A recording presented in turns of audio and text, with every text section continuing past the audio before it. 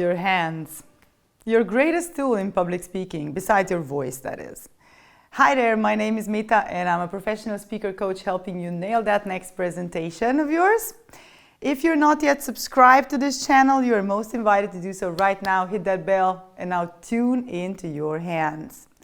Where are the hands situated in the first place? The most common question. How you hold your hands speaks volumes about your confidence on stage. The hands, if they are restless, going in and out of your pockets, clinging to that pointer, wrong. Have your left hand grip your right, or have your right hand grip your left. Which one is it? I think, I'll do it this way. So this is my famous lobster grip. I call this the lobster grip hand hold. And it's like, as if I'm holding my own hand, like this. Okay, so I'm kind of like holding my own hand here. It's great to have someone hold your hand on stage, right? So that someone just so happens to be you, okay? So allow your hand to leave the grip, to follow eye contact wherever you're making it. So if I want to look at this person or look at that person in the back, look here, so you look to your left, you look to your right, you extend your hand to that person, as if you are extending an invitation to your world. So holding the palms of your hands up, this would be an invitation, right? But if you were to say like this, if you hold the palms down, this is more of a statement. So good night and, well, good morning. It's a bit different, isn't it?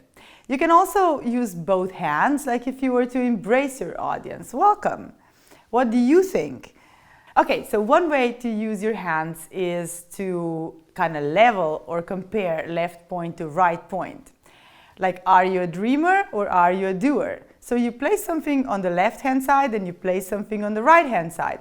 You can place any way you like even if you draw like something, like a frame here and then a frame here, okay? So it's like comparison, a level. Pinching your fingers is a great way to make a point. And then you also have the up and the down movements, or like this. This is like to illustrate some sort of measurements, indicating something's either going up or growing, or that someone's really tall and that something's really small or short. So you do want to go, if you want to go on top of that mountain, that would be a strange way to show it. So do you want to go on top of that mountain? It's a better way to show it, okay? So you need to start at the bottom if you want to go all the way to that mountain, just as an example. A great way to use your hands that needs a tad more practice, actually, is more of a pantomime approach. This illustrates what it is you're talking about. And like if I were to draw a frame, if I wanted you to see an apple here on my hand, if I wanted you to kind of, be picking grapes from your hand, like something that you would be demonstrating. Let's say, there is a flower in my hand and let's play a game. He loves me. He loves me not. He loves me. He loves me not. You get the point. So, to illustrate things and items and people and events, it's about an understanding about their characteristics, and you can use your full body for that, like in a sense, like, he was just this lovely teddy bear. And you just kind of like, shake the teddy, want to hold him. Okay, so how do you figure out the right hand gestures, especially the illustrative ones? Now, what I propose is this. Once you have your script down, I advise you to practice it in silence. No words, just gestures. You have a story, how would you gesticulate that story?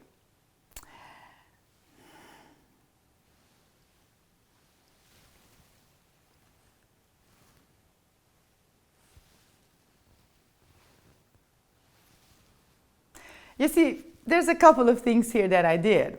What you need to do is figure out just a couple powerful gestures. Don't overdo it. Don't like, be painting the whole picture.